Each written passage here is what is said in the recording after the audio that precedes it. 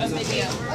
So we have 2 milliliters of hydrogen peroxide to use for cleaning out your sores, and we're going to put it into test tube 1.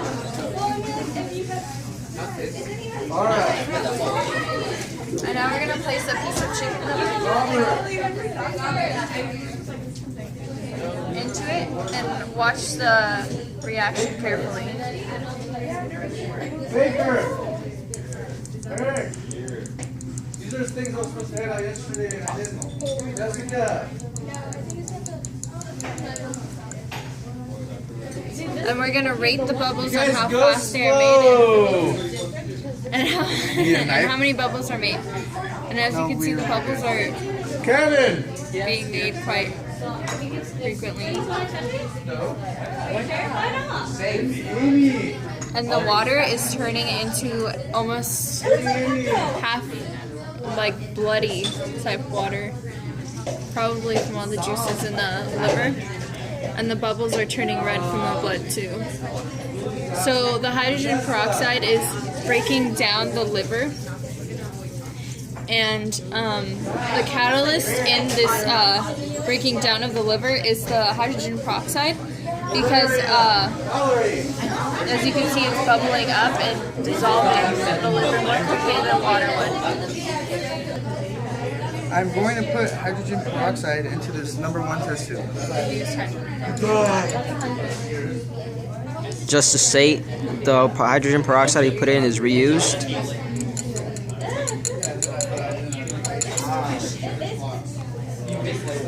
Do you think the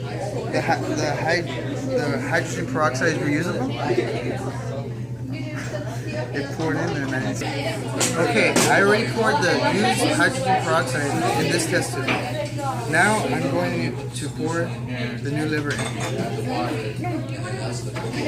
Okay, I already poured the hydrogen peroxide in this test tube. Somebody look up the same. Now I'm going to see if the catalyst It's still reusable. is reusable, and it isn't. You have to act it. 1. Okay, now I poured the #1 test tube. Okay, I poured the hydrogen peroxide into this test tube. Now I'm going to see if the hydrogen peroxide is reusable.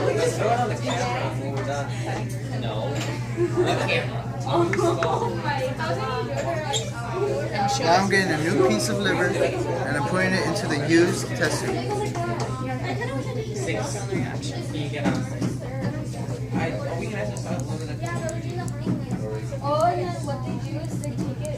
We are trying to find out if the liver will be reused with the hydrogen peroxide.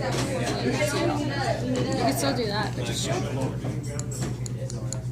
Well, we can make a little batch and then we can make a tiny batch in the video.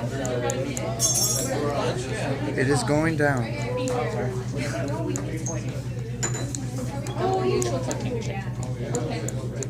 hold on. Ready? Put your hand on it, and then we'll see. Okay.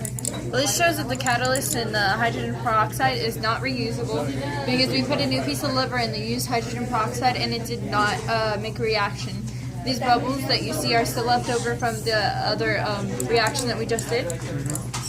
So now we're going to see if the liver can be dissolved anymore with new hydrogen peroxide.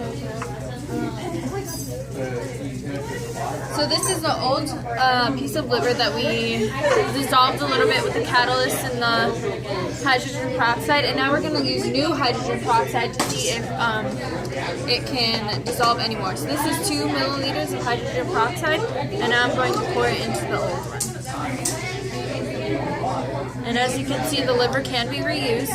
It did as much bubbles as it did before. And like the other one, I'm just going to put a 3 on this one for the reaction rate. I think it was pretty quick and it made a lot of bubbles. Go. So we're going to be rating our 3 products here to see which one has a better reaction. This one right here is potatoes, this is apple, and this is raw chicken. And we're going to be using hydrogen peroxide to start the reaction. This is 2 milliliters of it. So we're gonna add 2 milliliters to the potatoes. So this reaction is pretty slow. We're gonna say it's a 1. Now we're gonna add 2 more milliliters into the apple. This one didn't do much damage. As you can see, there isn't very many bubbles, but at least there is bubbles. This is 2 milliliters to the apple.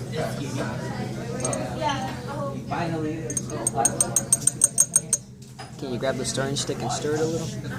As you can see, there's no reaction yet. Let's see if we can get any reaction with the stirring rod. And there's still no reaction. So we're gonna put this as a 0. And then this is 2 milliliters of hydrogen peroxide to the raw chicken.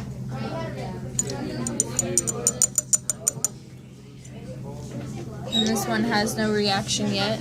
We're gonna see if we can stir it and get a reaction.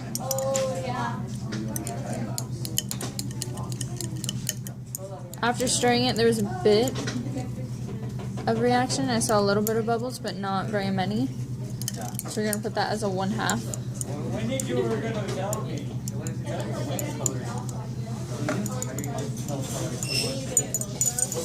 So the potatoes had the most amount of reaction to it. As you can see, there's still a little bit of bubbles, but the liver had a better reaction to it. As for the apple and the chicken, there was very little to none, and we would count that as a low rating.